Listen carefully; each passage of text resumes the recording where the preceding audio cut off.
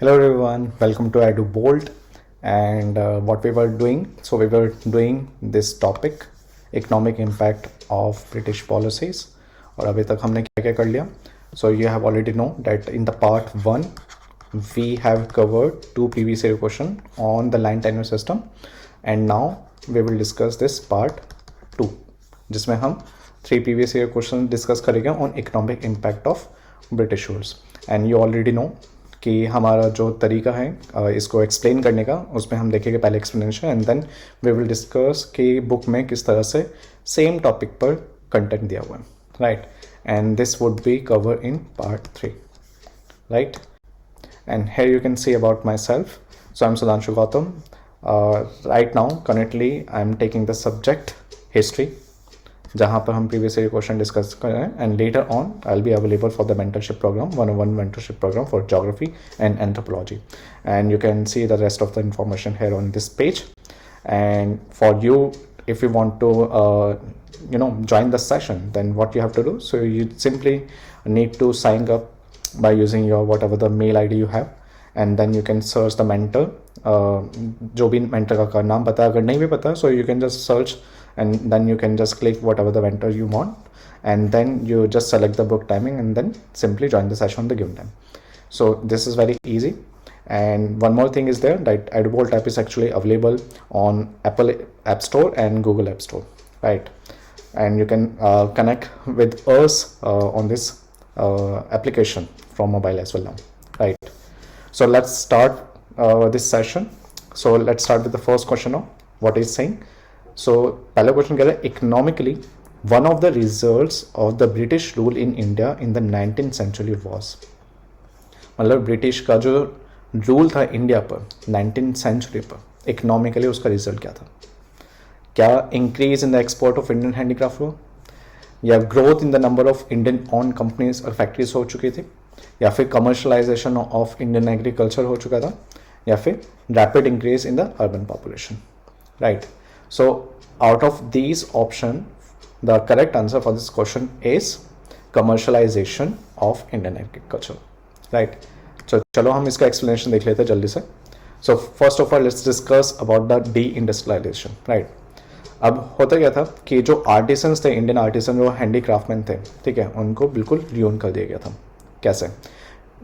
Britain से cheap और machine goods आते थे, अब इंडिया में उसको इंपोर्ट कर दिया जाता था, राइट? और पूरी के पूरी इंडिया मार्केट में उसी को ही मशीन गुड्स को, जो भी जैसे क्लोथ हो गया या शर्ट्स हो गए या पैंट्स हो गए, ठीक है, उनको बेच दिया जाता था, राइट? और किसके थ्रू आया था? ये चार्टर एक्ट ऑफ 1813 के थ्रू आ चुका था, जिसमें सीधे के सीधे अलाउ कर दिया था 1 way free trade for British citizens, right?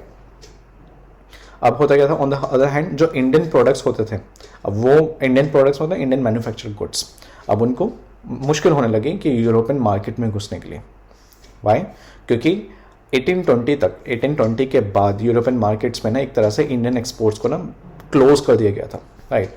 Even the newly introduced the rail network help by European products to reach the remotest corners of the country. और इंडिया में रेलवे नेटवर्क को भी लेके आ गए थे, ब्रिटिशर्स से लेके आए थे, ताकि कॉर्नर्स ऑफ इंडिया को भी कैप्चर कर सके, वहाँ पर अपना ब्रिटिश गुड्स बेच चुके हैं, ठीक है. सो इसी वजह से जो ऑप्शन ए है वो इनकरेक्ट है. ऑप्शन ए क्या कह रहा था? Increase in the export of Indian handicraft, no, ठीक है, इसी वजह से ये ऑप्शन है गलत है, राइट. नेक्स्ट देख लेते हैं, impoverishment of peasantry. The government was only interested in maximization of the rents. बस इनका ये था कि किसी तरह से ना रेंट इंक्रीज करें ताकि हमारे पास ज़्यादा से ज़्यादा प्रॉफिट आ सके. And securing its share of revenue. Had enforce the permanent settlement in large parts. जैसे हमने प्रीवियस पार्ट 1 में भी हमने डिस्कस किया था अबाउट द रियोत वाली settlement and the permanent settlement. थोड़ा बहुत इससे आपको समझ में आ चुका होगा कि परमानेंट सेटलमेंट इंट्रोड्यूस या एनफोर्स क्या किया था, ताकि एक फिक्स रेवेन्यू वो 20 साल के लिए, 30 साल के लिए एक तरह से फिक्स कर दें, ताकि उनको ज़्यादा से ज़्यादा प्रॉफिट मिल सके लंबे टाइम के लिए, राइट. और उन्होंने एक और पॉलिसी लेके आ गए थे लैंड के लिए, कि वो ट्रांसफ़र भी किया जा सकता है, ठीक है. अब इससे क्या हो गया था कि इससे ना जो टेनेंट्स वहाँ पर काम करते थे उस लैंड पर ना, वो एक तरह से उनके लिए इनसिक्योरिटी क्रिएट कर लिया, कि जो भी उनके ट्रेडिशन राइट्स हुआ करते थे पहले इंडिया में, अब वो उनसे छीन लिए गए, ठीक है. The next one is the development of the modern industries. अब second half of the 19th century, इसका मतलब क्या, second half of the 19th century 1850s के बाद, 1850s के बाद, राइट, मॉडर्न मशीन्स को इंट्रोड्यूस किया गया, जहाँ पर वो इन्होंने इंडस्ट्री सेटअप करी हुई, ठीक है. अब वो जो गुड्स हैं वो इंडिया में आने लगे. अब फर्स्ट कॉटन टेक्सटाइल मिल जो कि 1853 में स्टार्ट किया गया था बॉम्बे में, किसके थ्रू, कोवासी नाना भाई. And the first jute mill वो कब आया था इंडिया में, 1855 पर. वो कहाँ था, रीशा, बंगाल में, राइट, वो सेटअप किया गया. But most of the industry, ये जो जितनी सारी इंडस्ट्री थी वो कौन ऑन करता था, वो तो ब्रिटिश ऑन करते थे, वो तो फॉरेन ऑन करते थे. इसी वजह से जो ऑप्शन बी है वो रॉन्ग है, राइट. ऑप्शन बी क्या कह रहा था, growth in the number of the Indian own factories, no, it was British own factories. Indian तो ऑन ही नहीं करते थे, राइट. नेक्स्ट देखते हैं commercialisation of Indian agriculture in the later half of the 19th century. Later half of the 19th century मतलब again 1850 के बाद, right. Another significant trend was the emergence of commercialisation of agriculture. अब हुआ क्या, एक trend आया जिसमें कुछ एग्रीकल्चर प्रोडक्ट्स को कमर्शलाइज किया, ठीक है. अब इससे हुआ क्या कि कुछ जो सर्टेन क्रॉप्स होते थे, राइट, उसमें क्या होता था कि लाइक जो उसका कंजप्शन होता था ना, वो विलेज के लिए होता ही नहीं था, वो सिर्फ बेचने के लिए होता था, पूरे वर्ल्ड में मार्केटिंग करने के लिए, नॉट मार्केटिंग करने के लिए बट पूरे वर्ल्ड की मार्केट में उसको बेचने के लिए, राइट. और इससे होता क्या था, लाइक इवन नेशनल मार्केट में, मतलब इंडिया में भी और अपनी कंट्रीज में भी और दूसरी इंटरनेशनल मार्केट्स में भी. और वो कमर्शियल क्रॉप्स कौन कौन से होते थे, जैसे कॉटन हो गया, जूट हो गया, ग्राउंड नट हो गया, ऑयल सीड्स हो गए, शुगर कैन हो गया, टोबैको हो गया, ठीक है. अब इससे बहुत ज़्यादा पैसा आता था, ठीक है, फूड ग्रेन से बहुत ज़्यादा पैसा. इसी वजह से इंडियन पेसेंट्स को फोर्स किया जाता था कि आप ये सब ग्रो करो, आप राइस, लेंटिल्स ये ग्रो करने की ज़रूरत नहीं, ठीक है. सो इसी वजह से the C option was correct. वो कह रहा था commercialisation of Indian agriculture, and it was true, like you can see, okay. Another feature of deindustrialization was the decline of many cities and the process of ruralization of India. ठीक है. अब cities को मतलब decline हो चुके थे, cities अब नहीं रही थी इंडिया में, अब वो एक तरह से रूरल में कन्वर्ट होती जा रही थी. अब वहाँ पर आर्टिसंस होते थे. अब उन्होंने अपना देख लिया कि जो आर्टिसन, जो हैंडीक्राफ्ट, जो हाथों से बनाते थे चीज़ें, ठीक है, उन्होंने देख लिया कि अब उनके पास इतना प्रॉफिट नहीं आ रहा है, ठीक है. क्यों, क्योंकि जो ब्रिटिश, जो कंपनीज, ईस्ट इंडिया कंपनीज जो पॉलिसीज लेके आए थे उनसे उनका प्रॉफिट नहीं हो रहा है. तो उन्होंने अपना जो हैंडीक्राफ्ट या आर्टिसंस वाला काम था वो छोड़ के वो एक तरह से विलेज में चले गए, ठीक है. और विलेज में बहुत सारी पॉपुलेशन गए सिटी से विलेज में, और वहाँ पर एज ए लेबर का काम करने लगे एग्रीकल्चर लैंड पर. और उससे हुआ क्या कि उसी लैंड पर काम करने का प्रेशर बहुत ज़्यादा बढ़ गया. और जब सिंपल सा है कि एक एग्रीकल्चर लैंड पर अगर बहुत सारे लोग काम करेंगे, तो उनके जो सैलरी है या जो भी वो कमाएंगे पूरे दिन का, वो डिवाइड हो जाएगा, तो बहुत कम पैसे कमाते थे. तो इस वजह से लैंड पर बहुत प्रेशर पड़ चुका था. So an overburden agriculture sector was a major cause of poverty. और इसी के वजह से पॉवर्टी आई इन लोगों के बीच, राइट. और ओवरबर्डन कर दिया एग्रीकल्चर सेक्टर पर was a major cause of poverty during British rule, and this upset the village economic setup. और इसी वजह से जो ऑप्शन डी है जो कहता था rapid increase in the urban population, it's wrong, ठीक है. अब आपको एक्सप्लेनेशन समझ में आ गया होगा. अब देखते हैं कि इसको बुक में कैसे दे रखा है, राइट. सो पहले इंडियन हैंडीक्राफ्ट्स के बारे में बात कर लेते हैं. सो पहले के टाइम पर जो इंडियन हैंडलूम थे उसकी बहुत बड़ी मार्केट थी यूरोप में. जो इंडियन गुड्स, जो इंडियन मैन्युफैक्चरर्स जो गुड्स बनाते थे, जैसे कोई भी कपड़ा हो गया या कुछ भी चीज़ हो गई, वो यूरोपियन मार्केट में बहुत डिमांड हुआ करती थी, राइट. सो इंडियन टेक्सटाइल जैसे कॉटन हो गया, लाइनिन हो गया, सिल्क हो गया, वुलन हो गया, वुलन गुड्स हो गए, already had markets in Asian Africa. और इन्हीं की जो मार्केट था एशिया और अफ्रीका में बहुत अच्छी थी, राइट. अब इंडस्ट्रियलाइजेशन में क्या हुआ कि लाइक जो ब्रिटिश थे उन्होंने अपनी इंडस्ट्री सेटअप करने लग गए अपने कंट्रीज में, जैसे कि इंग्लैंड हो गया, मैनचेस्टर्स हो गया, राइट. और वो भी टेक्सटाइल इंडस्ट्री, जिसने बहुत पूरा का पूरा चेंज कर दिया, पूरा सिनेरियो चेंज कर दिया इंडियन मैन्युफैक्चरर्स का, राइट. अब इससे क्या होने लगा कि जब इंडस्ट्री सेटअप हुई और वो भी टेक्सटाइल इंडस्ट्रीज, अब उनका मशीन गुड्स बनने लगे, अब उन्होंने कपड़े बनाने लग गए, राइट. और इंपोर्ट होने लगे, कहाँ पर, इंडिया में होने लग गया, मशीन मेड क्लोथ्स, ठीक है, फ्रॉम इंग्लिश. कहाँ पर आ गए, इंडियन मार्केट्स में आ गई. और इसी इंपोर्ट की वजह से ना जो प्रोडक्ट्स थे मैन्युफैक्चर, अब वो मैकेनिकल लूम से, जो मैकेनिकल लूम उनकी जो मशीन्स थी, ठीक है, एक तरह से थ्रेट हो गया किस चीज़ के लिए, इंडियन हैंडीक्राफ्ट इंडस्ट्रीज़ के लिए, राइट। और जो ब्रिटिश गुड्स थे वो बहुत ही कम पैसों में इंडिया में सेल करी जाती थी, राइट। अब ब्रिटिश तो सक्सेसफुल हो गए उसमें गुड्स को सेल करने के लिए एट चीपर प्राइसेस, बट इसके अलावा उनको एक तरह से फ्री एंट्री मिल गई इंडिया में without paying any duty, without paying any tariff या कस्टम टैक्स लगा लो या कस्टम ड्यूटी लगा लो, कुछ भी उनको पे नहीं करना होता ना, डायरेक्टली इंडिया में आके वो सामान बेच देते थे, right. On the other hand जो इंडियन हैंडीक्राफ्ट थे, जो इंडियन जो हैंडीक्राफ्ट जो गुड्स बनाते थे, वो यूरोपियन कंट्री में वहाँ पर उनसे काफ़ी ज़्यादा टैक्स वसूलते थे उसी चीज़ पर, और वो टैक्स वसूलेंगे, उस पर टैक्स लगाएंगे, तो इसका मतलब क्या हो गया कि लाइक वो चीज़ और महंगी हो गई, और महंगी हो जाएगी तो लोग कैसे खरीदेंगे, right. So beside that, under the pressure of its industries, British government often impose a protected tariff on Indian textiles. इसके अलावा क्योंकि जो ब्रिटिश मैन्युफैक्चर गुड्स थे उन्होंने अपनी टेक्सटाइल इंडस्ट्री सेटअप करी थी और अपना गुड्स बेचते थे, मतलब क्लोथ वगैरह बेचते थे, टेक्सटाइल मटेरियल्स बेचते थे इंडिया में, ठीक है। और इंडियन टेक्सटाइल जो जाता था यूरोप में, वहाँ पर तो बिल्कुल रोक लगा दी, वहाँ पर एक तरह से प्रोटेक्टिव टैरिफ लगा दिया गया। तो इसे कुछ ही सालों में जहाँ पर इंडिया एक एक्सपोर्ट हुआ करता था क्लोथ्स का, अब वो एक्सपोर्ट हो गया रो कॉटन का, मतलब वो रो मटेरियल भेजा है, कॉटन भेजा है कहाँ पर, ब्रिटेन में, वहाँ के उनके फैक्ट्रीज के लिए, ठीक है। और अब वो एक तरह से इम्पोर्टर बन गया किसका, ब्रिटिश क्लोथ्स का। कितना बड़ा नुकसान हो रहा है, ठीक है। और इनके इंडियन हैंडीक्राफ्ट का इतना बड़ा नुकसान हुआ है, और उसके बाद जो भी लाइक ब्रिटिशर्स बहुत ज़्यादा प्रॉफिट गेन कर रहे थे इसमें, और इसी की वजह से पूरा का पूरा सिनेरियो ही उल्टा हो गया, जिसकी वजह से जो इंडियन हैंडलूम था, वीविंग इंडस्ट्री जो थी इंडिया की, ठीक है, अब टोटली कोलैप्स हो गई, राइट। अब कोलैप्स हो गई तो इनके पास काम क्या बचेगा, कुछ नहीं काम बचेगा। जो वीवर की कम्युनिटी थी उनके पास कुछ काम नहीं बचा। अब इन्होंने सोचा कि भाई अब हमें तो कुछ काम करना है ना, तो अब ये माइग्रेट हो गए कहाँ, रूरल एरियाज में, ठीक है, और वहाँ पर एज एग्रीकल्चर लेबर की तरह काम करने लग गए। अब इसमें पहले ही डिस्कस किया था हमने एक्सप्लेनेशन में, इससे क्या हुआ कि लाइक लैंड पर प्रेशर बन गया, और वहाँ की जो रूरल इकोनॉमी और लाइवलीहुड टोटली चेंज हो चुकी थी।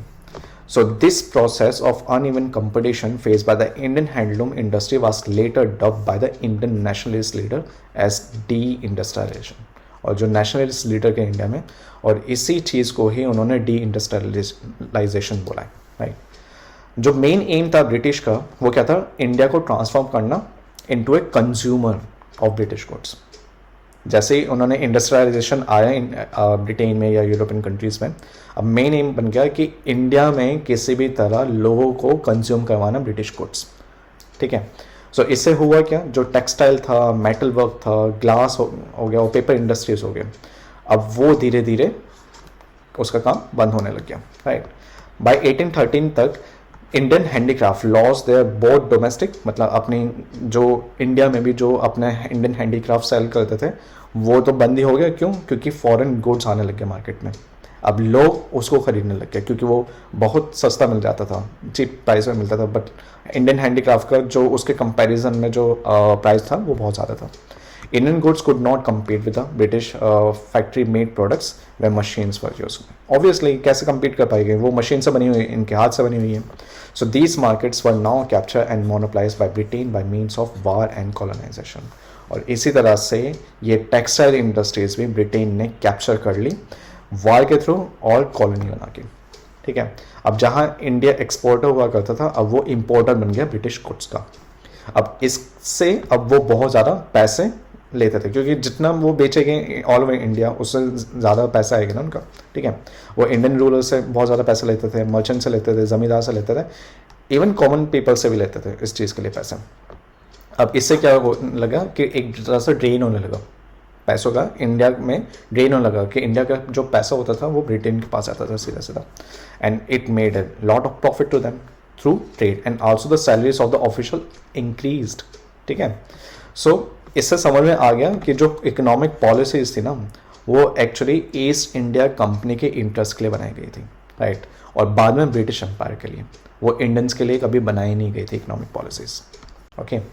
अब इंडियन फैक्ट्रीज का हाल देख लेते हैं कि उस टाइम क्या था। So European and the British traders initially came to India for trading purposes, सिर्फ ट्रेडिंग के लिए, ठीक है. जो यूरोपियन आए थे या फिर ब्रिटिशर्स आए थे इंडिया में सिर्फ ट्रेडिंग के लिए आए थे.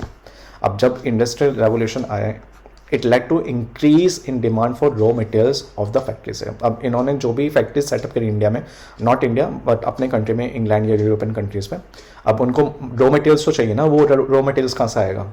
कुछ गुड्स बनाने के लिए वो रॉ मटेरियल्स इंडिया से लेते थे. एट द सेम टाइम उन्होंने क्या किया, मार्केट भी तो ढूंढने थे उनको कहाँ वो सेल करें. So they sell the finish goods in India, ठीक है. एंड इंडिया इसी तरह का प्लेटफॉर्म प्रोवाइड करवाता है जो कि फुल ब्रिटिश के नीड्स को फुलफिल करते हैं. और उनका नीड क्या था?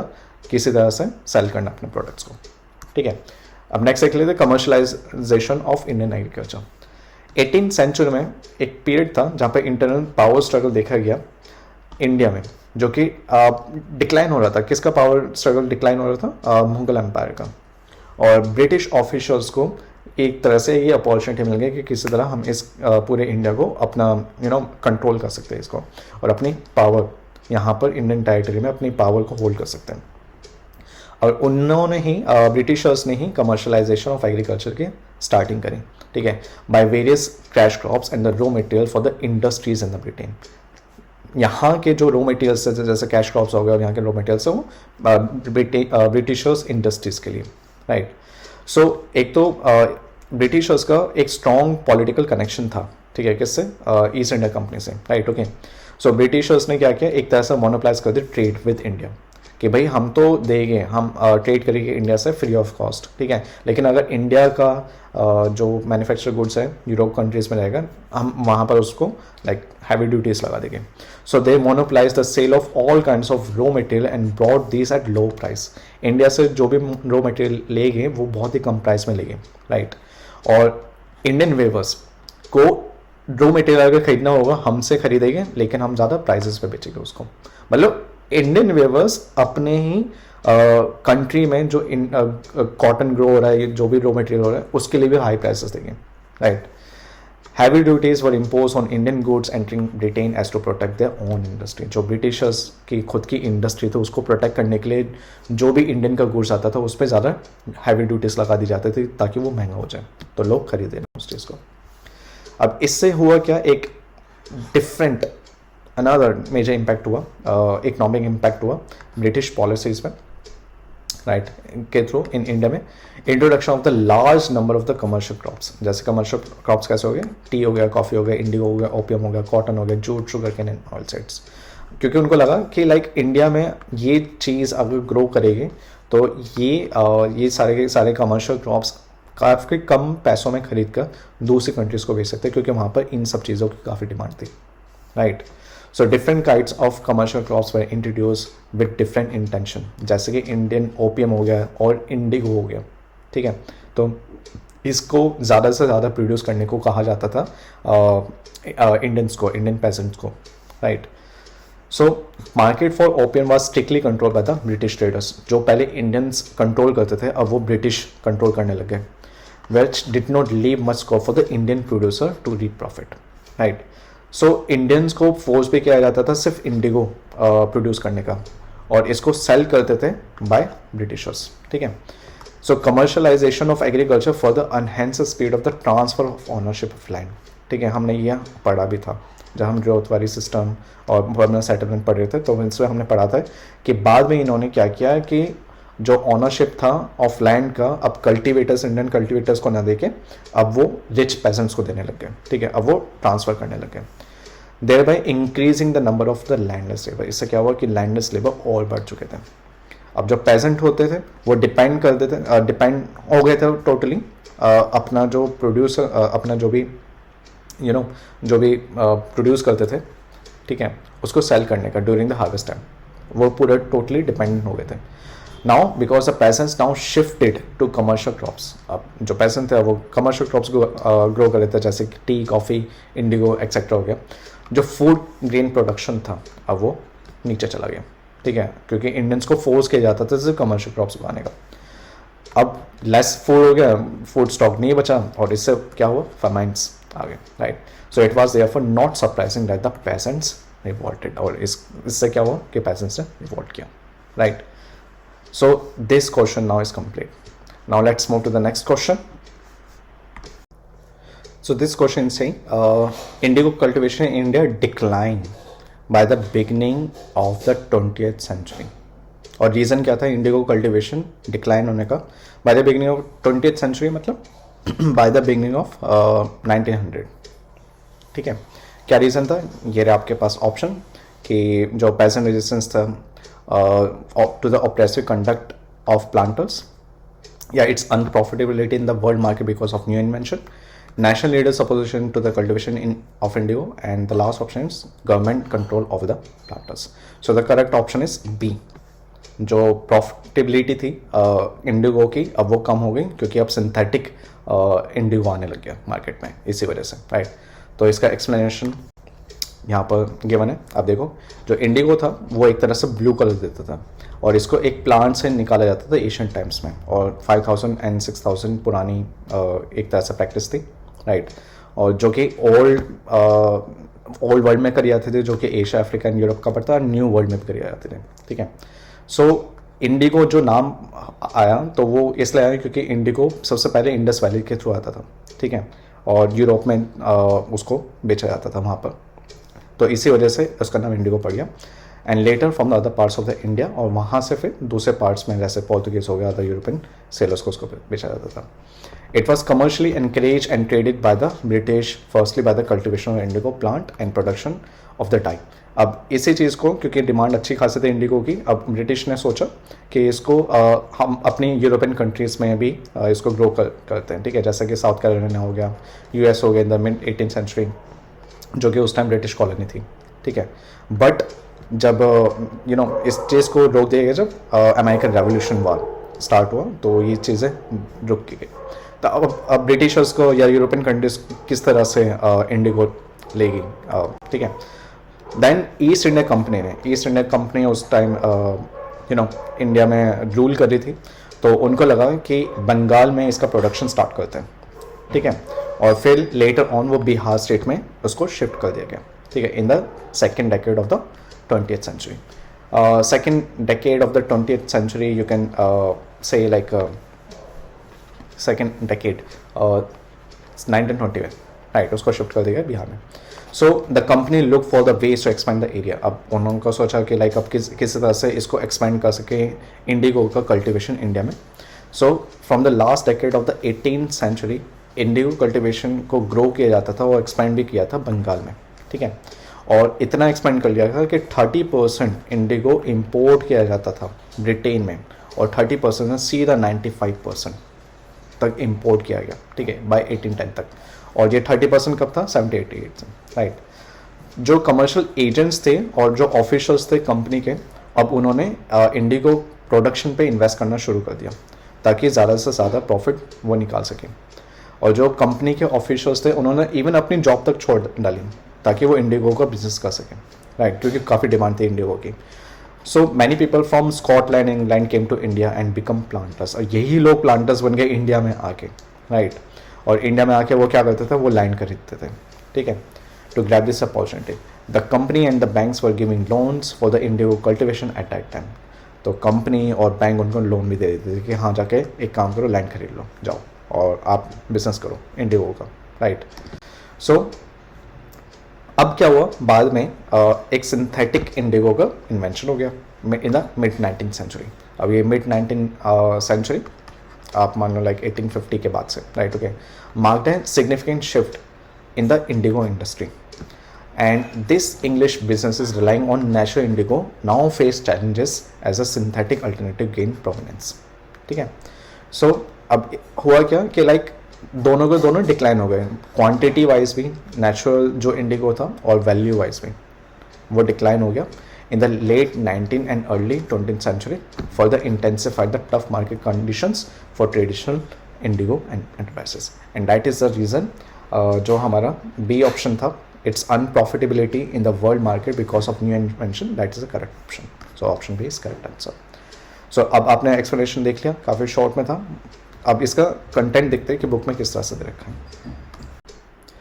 Okay, so here it is given the British realize that the country side, जो कि विलेज था, ठीक है, वहाँ से ज़्यादा रेवेन्यू नहीं लेके आ सकते, राइट, बट वहाँ पर क्रॉप्स को ग्रो कर सकते हैं, जो कि यूरोप्स की रिक्वायरमेंट भी थी उस time. So by the late 18th century the company was trying its best to expand the cultivation of opium and indigo. कहाँ पर? कंट्री साइड पर, राइट. और 18th century के एंड तक इंडिगो का इंडियन इंडिगो का जो डिमांड था वो बढ़ चुका था बहुत ज़्यादा.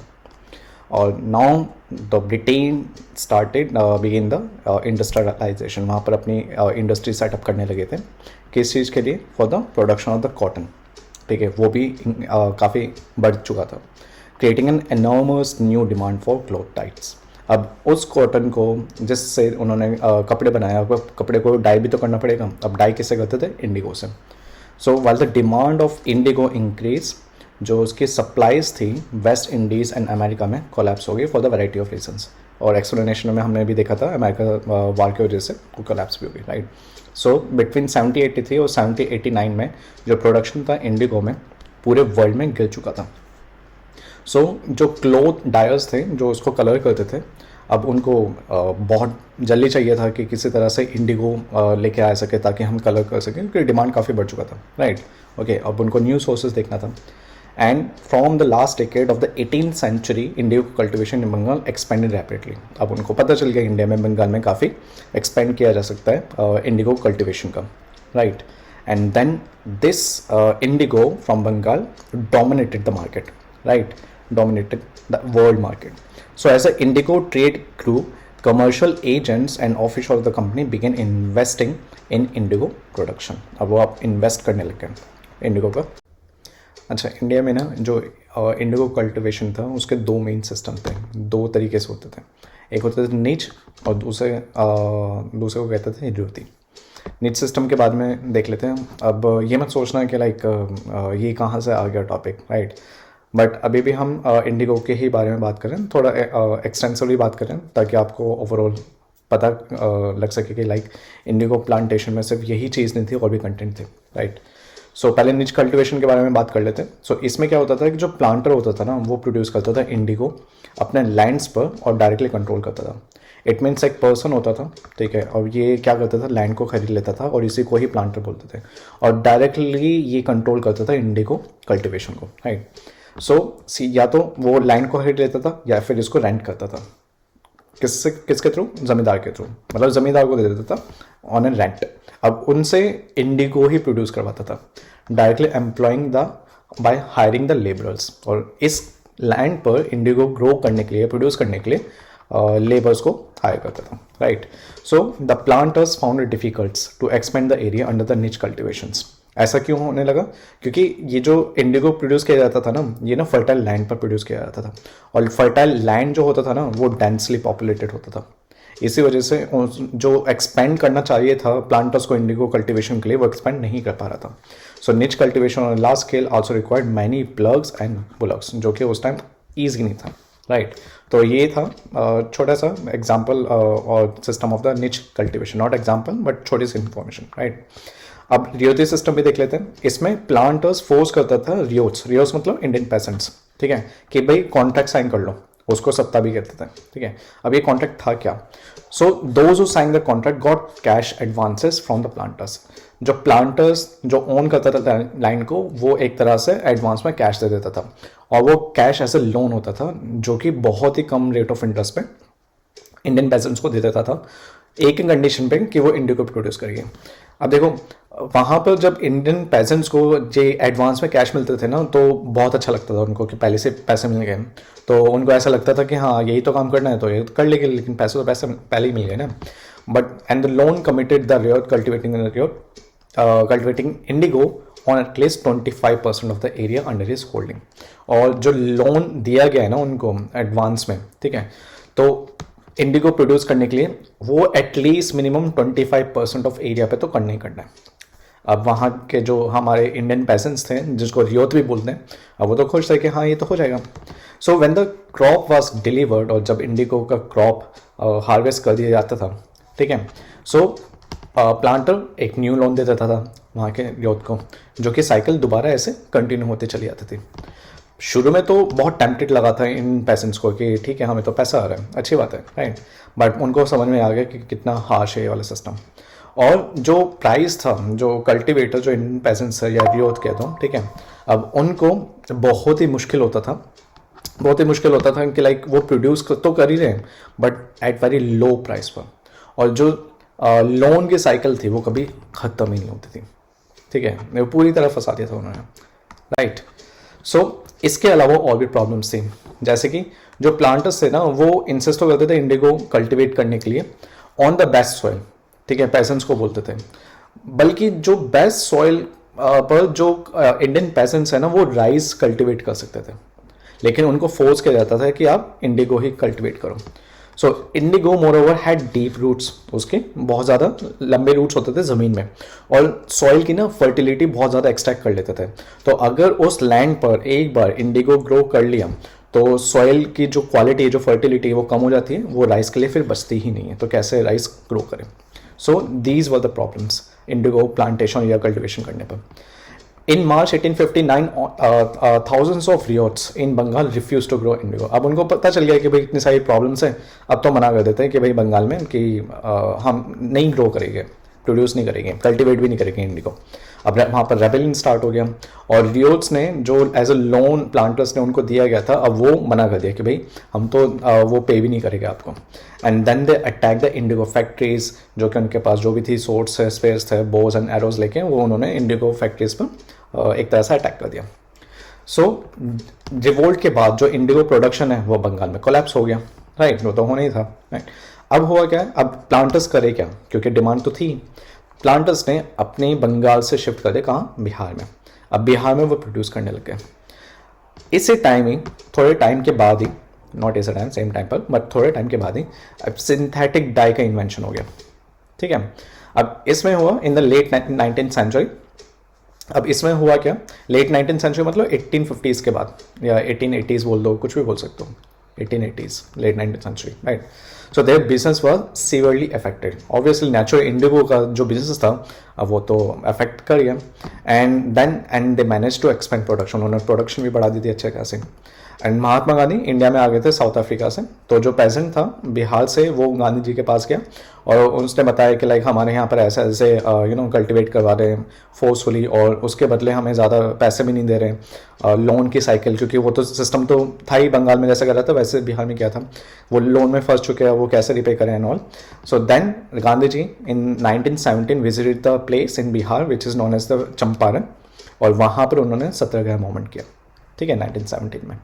और इसी तरह ये पूरा का पूरा कंटेंट खत्म होता फॉर द क्वेश्चन जो कि आया था 2020 में, और आपको पता ही है कि जो क्वेश्चन था like indigo cultivation India decline by the beginning of the 20th century because of, and now you know the reason, that its unprofitability in the world market because of the new invention. Okay, now let's quickly jump to the next question जो कि last है इस part 2 का, this one.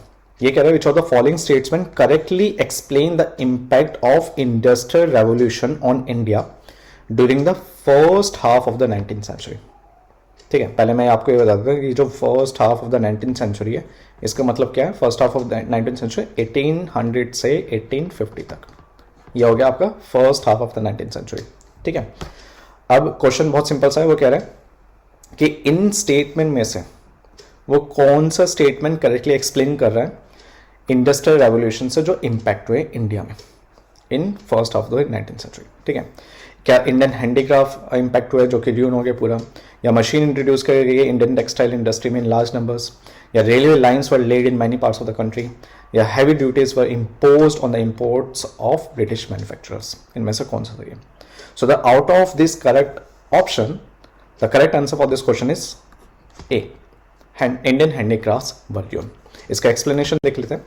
India was a major player in the world export market for textile, अभी हमने एक question किया था इसी तरह से, ठीक है, और उसमें देख लिया था कि इंडिया एक बहुत बड़ा एक्सपोर्टर था वो भी टेक्सटाइल का in the early 18th century, but by the middle of the 19th century वो सारे के सारे जो एक्सपोर्ट मार्केट थी वो खो बैठा था, right, even the domestic market में। क्यों? इंडस्ट्रियलाइजेशन की वजह से। At the beginning of Industrial Revolution, cotton industries developed in England. Industrial groups began worrying about the imports from other countries. ठीक है, अब इंग्लैंड में या ब्रिटेन में आप ये कह दो कि वहाँ पर इंडस्ट्रियल रेवोल्यूशन स्टार्ट हो गया था. अब इंग्लैंड में ही या ब्रिटेन में ही वहाँ पर इंपोर्ट्स आते थे, गुड्स आते थे अदर कंट्रीज से, स्पेशली इंडिया से. इंडिया से क्या आता था? टेक्सटाइल, क्लोथ आता था, जो कि बहुत डिमांडिंग था. और not only in Britain but all of the world बहुत ज़्यादा डिमांडिंग था. अब उन्होंने ही प्रेशराइज किया, जो ब्रिटेन इंडस्ट्रीज से उन्होंने प्रेशराइज किया गवर्नमेंट को कि भाई इस पर ड्यूटी लगा दो, आप हाईवे टैक्स लगा दो या इम्पोज कर दो, इम्पोर्ट ड्यूटीज लगा दो, ताकि वो जो इम्पोर्ट आ रहा है उन्हीं की ही कंट्री में, चाहे इंडिया से आ रहा हो चाहे दूसरी कंट्री से आ रहा हो, वो महंगा हो जाए. महंगा होगा तो लोग नहीं खरीदेंगे. फिर क्या खरीदेंगे? वो मैनचेस्टर गुड्स खरीदेंगे. मैनचेस्टर गुड्स मतलब जो इंग्लैंड में ही बन रहा है, जो ब्रिटेन में ही बन रहा है, वो खरीदेंगे. ठीक है, विदाउट फेसिंग एनी कंपटीशन. सारी कंपटीशन हटा दो. ठीक है. और सेम टाइम पर जो इंडस्ट्रियलिस्ट थे उन्होंने ईस्ट इंडिया कंपनी को भी परस्यू किया और क्या किया कि भाई हम अपना ब्रिटिश मैन्युफैक्चर सेल करना चाहते हैं इंडिया में, तो हमें परमिशन दो. और इंडिया में उस टाइम कौन रूल कर रहा था? East India company. So exports of British cotton goods increase dramatically in the early 19th century. Okay, right. So cotton viewers in India. अब जो कॉटन वीवर्स थे वो क्या प्रोड्यूस कर रहे थे? वो क्लोथ प्रोड्यूस कर रहे थे. किस चीज के लिए? So that they could sell in European market. Now they thus face two problems at the same time. First कि उनका एक्सपोर्ट कोलैप्स हो गया क्योंकि वहाँ पर हैवी इम्पोर्ट ड्यूटीज लगा दी गई, तो वो बहुत महंगा हो गया, तो वहाँ पर कोई परचेज नहीं कर रहा था. और दूसरा, लोकल मार्केट स्ट्रैंग हो गया क्योंकि इंडिया में बहुत ज़्यादा ब्रिटिश गुड्स आने लग गए थे, जिसको कहते हैं Manchester imports. Right. So produced by the machines at lower cost. और वहाँ की जो इंडस्ट्रीज थी, ब्रिटेन की जो इंडस्ट्रीज थी, मैनचेस्टर इंडस्ट्री बोल दो या इंग्लैंड की इंडस्ट्रीज बोल दो, ठीक है, जो कि टेक्सटाइल इंडस्ट्री थी, वो मशीन से क्लोथ बनाती थी, वो भी कम प्राइस में. Right. And the imported cotton goods were so cheap that the weavers could not simply easily compete with them. क्योंकि जो इंडियन वीवर्स थे वो जो क्लोथ बनाते थे वो हाथ से बनाते थे. राइट. वहाँ पे कोई मशीन्स वगैरह नहीं थी और इसकी वजह से जो उसका प्राइस था वो बहुत ज़्यादा था as compare to the machine goods. अब जो इंडियन हैंडीक्राफ्ट्स है या इंडियन वीवर्स है वो कैसे कम्पीट करें? वो कम्पीट ही नहीं कर पाते हैं उनसे, क्योंकि जो मशीन गुड था वो काफ़ी चीपर प्राइस में था. So by the 1850s reports from most weaving regions of India narrated stories of decline and desolation. और इसी वजह से इंडियन हैंडीक्राफ्ट वर यून एक्सटेंसिवली. और इस वजह से हमारा पहला ऑप्शन करेक्ट है, विच सेइंग इंडियन हैंडीक्राफ्ट्स वर यून. अब यहाँ पे एक्सप्लेनेशन बहुत इजीली समझ में आ गई. अब क्विकली हम देख लेते हैं कि कंटेंट बुक में किस तरह से गिवन है. तो हम एक तरह से इसके हिस्ट्री समझते हैं कि कैसे लाइक इंडस्ट्रियलाइजेशन आए यूरोपियन कंट्रीज में और इसने कैसे इम्पैक्ट किया और उससे पहले क्या सिचुएशन थी इंडिया की. ठीक है, क्योंकि अभी हमने देखा कि इंडिया एक बड़ा प्लेयर था, एक्सपोर्टर ऑफ द टेक्सटाइल और द गारमेंट्स हो गया या फिर क्लोथ हो गया, बहुत बड़ा प्लेयर था. एकदम क्या हो गया? Right. Now you will see. From 1600 to 1757, the East India Company's role in India was that of a trading corporation. जब इंडिया में आए थे, ईस्ट इंडिया कंपनी का जो रोल था वो सिर्फ ट्रेडिंग का था. ठीक है, विच बोर्ड्स गुड्स और precious metal from into India. जो अपनी कंट्री से वो क्या लेके आते थे? गुड्स लेके आते थे या प्रेशियस मेटल लेके आते थे इंडिया में. और इंडियन से उस टाइम मुगल रूल करते थे, जब 1600 से 1757 की बात कर रहे हैं, तो उसको एक्सचेंज किया जाता था इंडियन गुड्स से. इंडियन गुड्स क्या कहते हैं? टेक्सटाइल्स हो गया, स्पाइसेस हो गया, etcetera, which it sold abroad. और वहाँ अपनी कंट्रीज में या फिर दूसरी जगह बेचते थे विद प्रॉफिट. अब प्रॉफिट अच्छा खासा आने लगा from the sale of Indian goods abroad. अब नेचुरली अब हुआ क्या कि एक कॉन्स्टेंटली अब उनको एक न्यू मार्केट मिल गई, which is the Indian goods in Britain and other countries. अब इससे प्रॉफिट किसको सबसे ज़्यादा होता था? इंडियंस को होता था. इंडियन जो हैंडीक्राफ्ट्स हो गए उनको ज़्यादा अच्छा खासा प्रॉफिट हो जाता था. सो वहाँ पर एक्सपोर्ट जो होता था इंडियन हैंडीक्राफ्ट के, इंडियन मैन्युफैक्चर का, वो इंक्रीज होने लगा.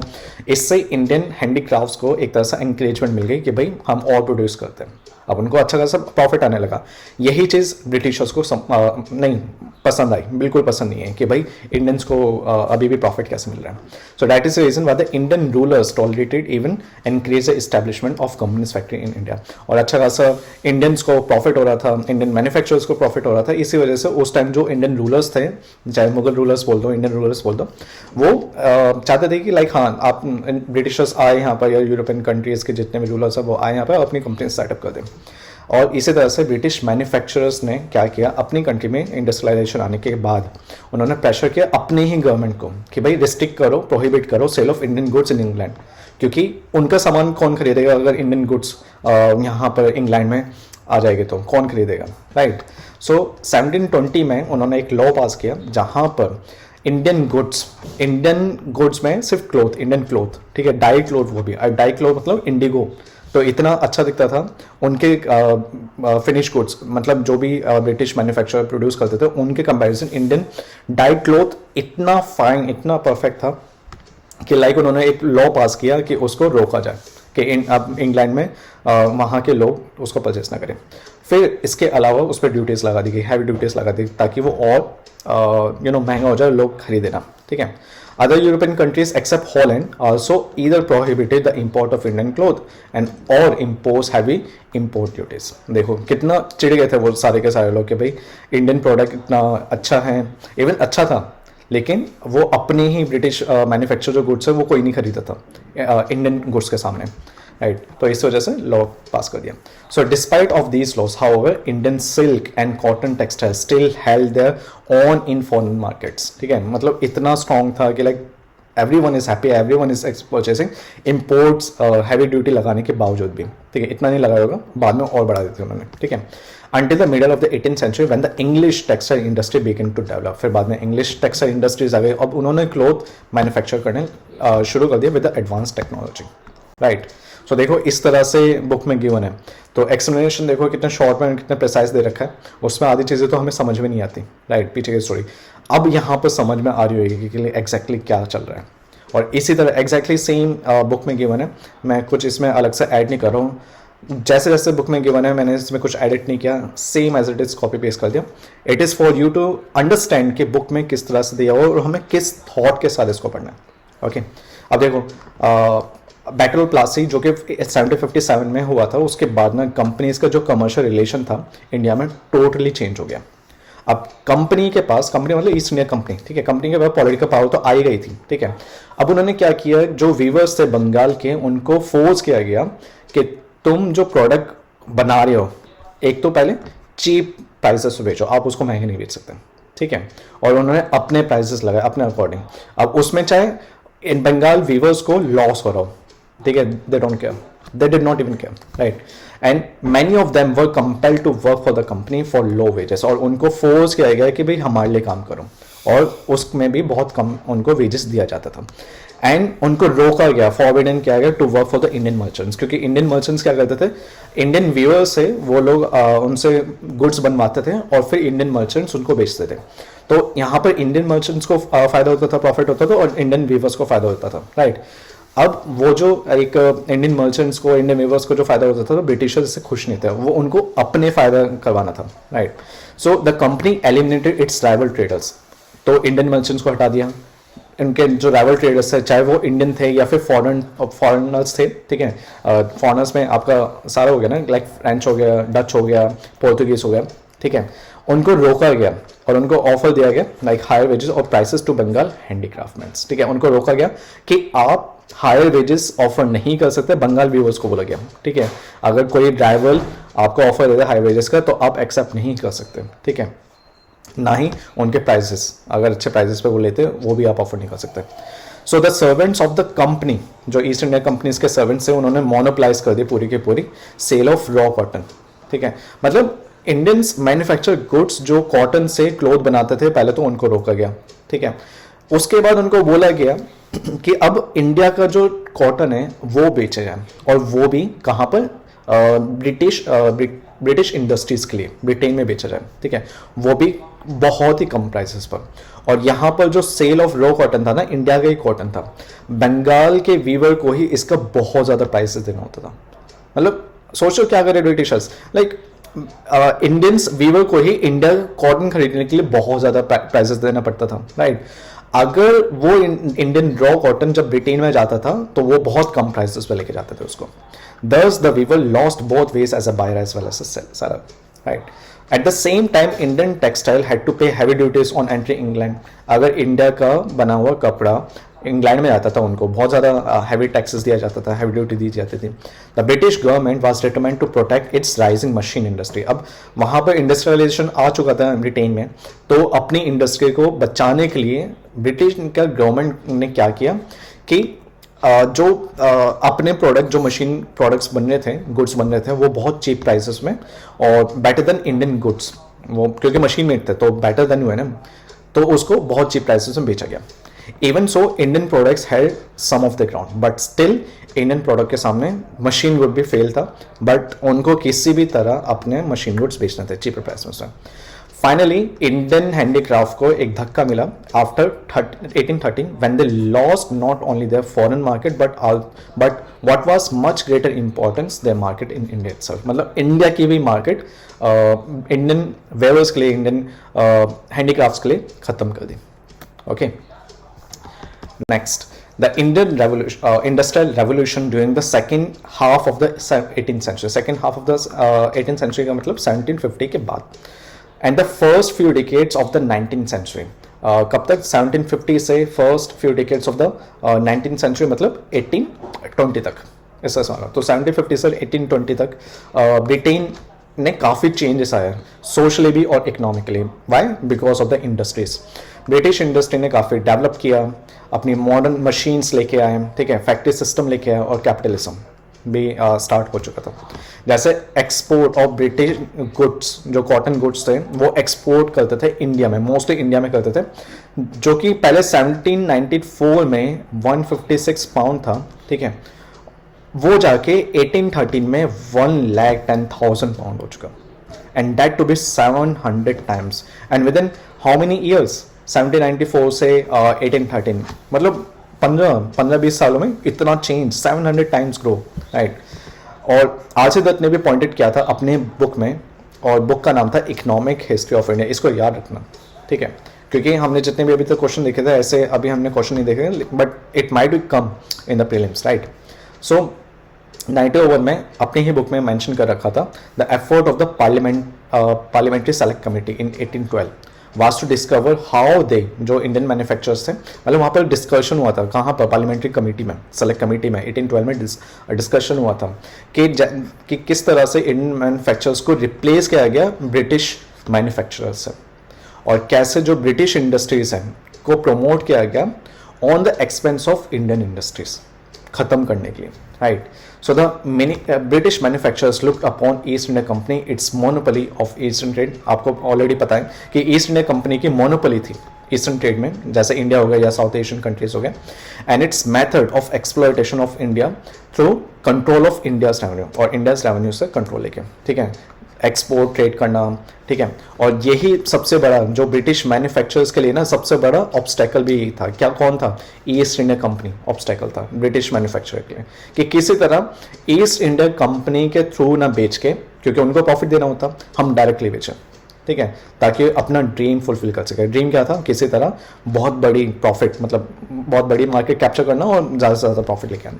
So between 1793 से 1813 तक they launched a powerful campaign against the company, east India company, मतलब ब्रिटिश मैन्युफैक्चरर्स ने एक कैंपेन स्टार्ट कर दी अपने ही लोगों के अगेंस्ट, जो कि ईस्ट इंडिया कंपनी चलाते थे, एंड इट्स कमर्शियल प्रिविलेजेस, कि भाई जो उनको कमर्शियल प्रिविलेजेस मिले हुए कि बस यही ट्रेड कर सकते हैं ईस्ट इंडिया कंपनी और कोई नहीं, उसके अगेंस्ट उन्होंने एक कैंपेन स्टार्ट कर दिया, and finally successful in 1813 in abolishing this monopoly of Indian trade. देखो क्या चल रहा था, मतलब ब्रिटिशर्स या ब्रिटेन वो ये नहीं देख रहे कि किसके अगेंस्ट वो एक तरह से कैंपेन कर रहे, क्या नहीं, बस वो अपना प्रॉफिट देख रहे हैं. द गवर्नमेंट ऑफ इंडिया, और गवर्नमेंट ऑफ इंडिया उस टाइम किसकी थी? ईस्ट इंडियन कंपनी की थी. Now followed a policy of free trade और unrestricted entry of British goods, कि किसी तरह से ही एक तरह से फ्री ट्रेड और अनरिस्ट्रिक्टेड एंट्री मिल जाए ब्रिटिश गुड्स के, कहाँ पर? इंडिया में, right.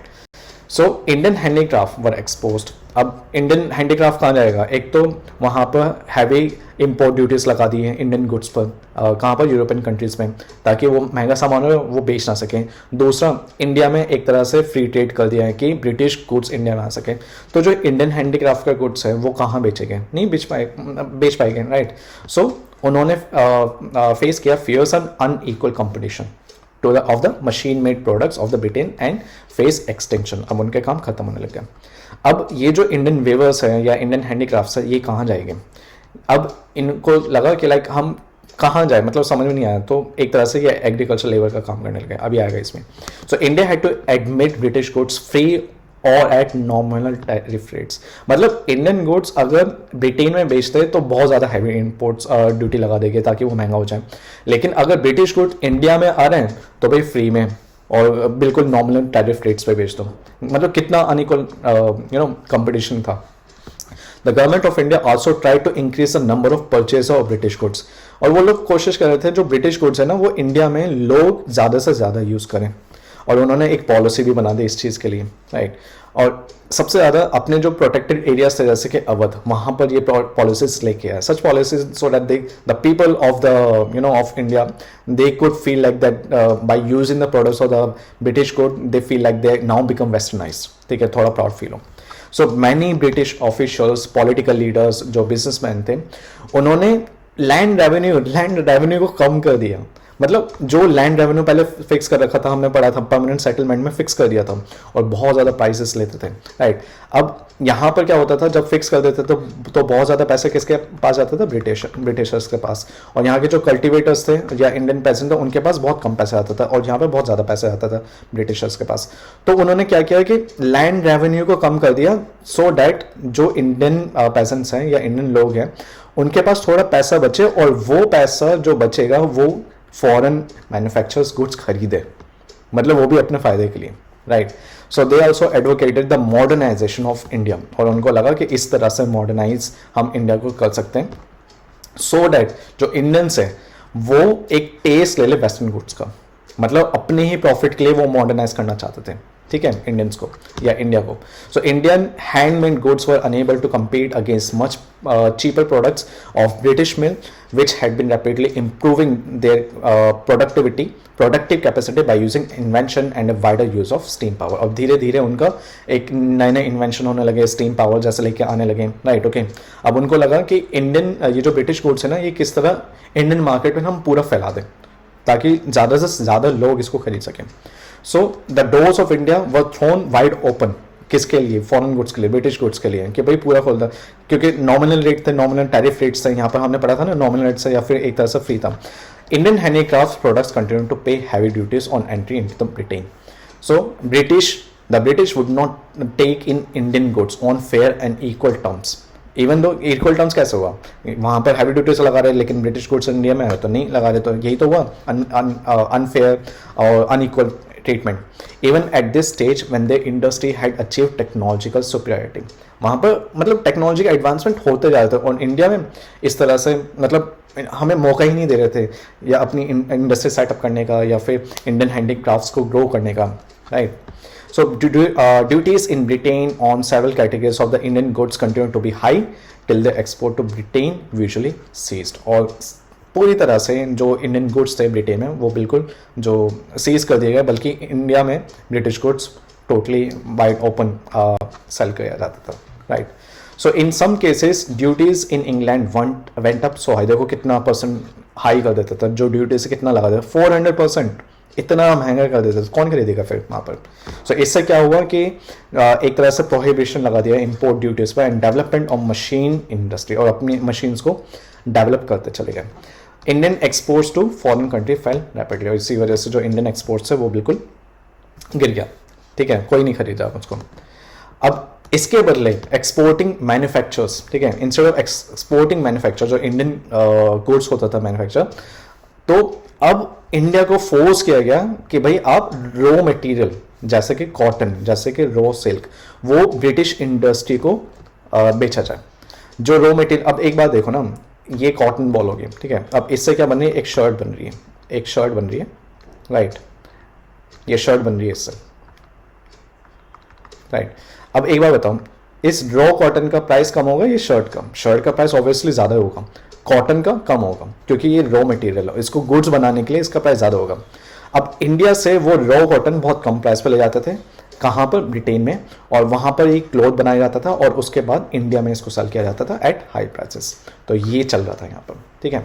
So India was now force to export raw material like raw cotton, raw line and, जो कि ब्रिटिश इंडस्ट्रीज की डिमांड बढ़ गई, क्योंकि नीड थी, ठीक है। और नीड क्यों होती है? क्योंकि डिमांड बढ़ गई थी। क्यों? क्योंकि वो बहुत सारा जो ब्रिटिश गुड्स थे वो इंडिया में सेल करते थे, all of the world sale करते थे। अब उनको रॉ मटेरियल तो चाहिए ना ये सब प्रोड्यूस करने के लिए। और इसके अलावा प्लांटेशन प्रोडक्ट्स की भी डिमांड बढ़ेगी थी, जैसे कि इंडिगो हो गया, टी हो गया, फूड ग्रेन्स हो गया, which were in short supply in Britain. मतलब अपनी कंट्री के लिए फुलफिल करने के लिए इंडिया में ऐसा ग्रो करवाया जाता था। दस the commercial policy the east India company after 1830 was guided by the needs of the British industry. अब जो कमर्शियल पॉलिसीज बनाई गई थी ना ईस्ट इंडिया कंपनी के थ्रू 1830 में, अब वो टोटली डाइवर्ट हो गई किसके हाथ में?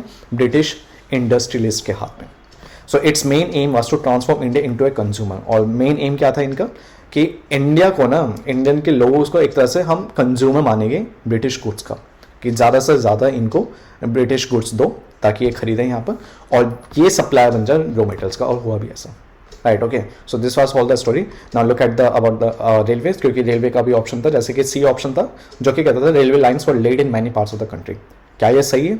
Now will see. वैसे ये सही नहीं है, आपको पता चल गया कि जो आंसर था इसका, जो आंसर था इसका पहला था Indian handicrafts for India, right. Okay, railways का देख लेते हैं। Up to the middle of the 19th century the means of transport India work backward. 19th century तक इंडिया का जो ट्रांसपोर्ट सिस्टम था ना वो बहुत बैकवर्ड था, क्योंकि बुलक कार्ट का यूज़ किया जाता था, कैमल का और हॉर्सेस का यूज़ किया जाता था।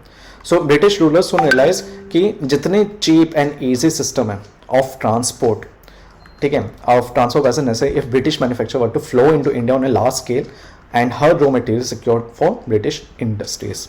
इसका कहने का मतलब क्या है कि ब्रिटिश को समझ में आ गया था कि भाई हमें एक cheap easy system of transport बनाना पड़ेगा इंडिया में, ताकि ज़्यादा से ज़्यादा हमारे ब्रिटिश गुड्स इंडिया के हर कोने में आए और इंडियंस हर मतलब ईजी रहे उनके लिए खरीदना।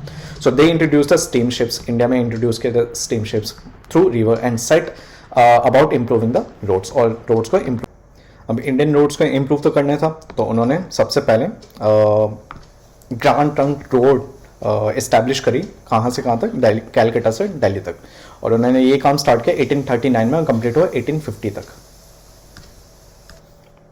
सो efforts were also made to link the road with the major cities, और इसी रोड्स को सिटीज़ में कनेक्ट किया, पोर्ट्स के थ्रू कनेक्ट किया, मार्केट्स के थ्रू कनेक्ट किया for all over the country. और जो रियल इम्प्रूवमेंट आया ना वो आया transport came only with the railways, right. Railway से ऐसा क्यों करना चाहते कि रेलवेज इंडिया में लेके आना चाहते ताकि उनके जो ब्रिटिश गुड्स हैं वो all over the India easily transport हो सके, right. So the first railway engine design by George Stephenson was put into the rails in England in 1814, and railways developed rapidly in the country during the 1830s and 1840s. England में तब तक develop हो रहा था। And now the pressure would mounted for the speedy construction in India, और उन्हीं को ही बोला गया कि जल्दी से जल्दी इंडिया में भी कंस्ट्रक्ट करो railway network. The earliest suggestion is to build a railway in India was made in Madras in 1831, but the wagons of this railway were drawn by the horses. मतलब इंडिया में स्पेशली मद्रास की तरफ railway line तो बिछाई गई, लेकिन वहाँ का वेगन भी हॉर्सेस के थ्रू खींचा जाता था। So first railway line running from Bombay to Thana was open to traffic in 1853, and by the end of 1869 4000 miles तक रेलवे लाइन बिछ चुके थे, ठीक है, बना दिया गया था कंपनीज के थ्रू। बट उनको समझ में आ गया था कि रेलवे सेटअप या रेलवे का कंस्ट्रक्शन करना इंडिया में बहुत कॉस्टली होने वाला है और बहुत स्लो प्रोसेस है, और कैसे, और उनको बहुत जल्दी से जल्दी एक्सपेंड करना था ताकि ब्रिटिश गुड्स सेल हो सके। सो इन 1869 गवर्नमेंट ने क्या किया कि उन्होंने इसका जो कंस्ट्रक्शन, रेलवे कंस्ट्रक्शन का जो काम था वो स्टेट एंटरप्राइजेस को भी दे दिया, ठीक है, इवन दो बिजनेसमैन को भी दे दिया ब्रिटेन में कि वो यहाँ पर एक्सटेंड कर सके इंडिया में रेलवे कंस्ट्रक्शन को। And after 1880 railways were build through private enterprises also, private players भी यहाँ पर जंप कर गए इसको रेलवे कनेक्शंस को एक्सपेंड करने के लिए इंडिया में, right. And finally you can say by 1905, और ये 1905 में लाइक 20th सेंचुरी बोल दो आप इसको, 20th century, nearly 28,000 miles of railways had been built. और जो क्वेश्चन में बोला गया था वो बोला गया था first half of the 19th century. क्या, और ऑप्शन में क्या कि railway lines were laid in many parts of the country? No, आप यहाँ पर देख सकते हो only 28,000 miles of railway had been built, और मेजरली मद्रास में और बॉम्बे से थाना में कनेक्ट किया गया था, इससे ज़्यादा हुआ ही नहीं था। So that is why the option for the C option, the railway lines were laid in many parts of the country, is wrong, right. Okay, so this is it. हमने 3 प्रीवियस ईयर क्वेश्चन कंप्लीट कर लिए. सो आपने देख लिया कि explanation भी देख लिया, उसके कंटेंट भी देख लिया किस तरह से अवेलेबल. आई होप ये बहुत ईजी लगा होगा समझने के लिए. एंड यस, काफ़ी स्ट्रेच हो चुका है ये, but I'm gonna end it by saying by telling you one more time that this EduBolt app is actually available on Apple App Store and Google Play Store, so you can go and download it, and that's it. So please like, share and subscribe, and you can also join a Telegram channel, okay, which is named as like EduBolt IS. So that's it for today. So I'll see you in the other part 3 of the same topic in next session. Thank you. Enjoy.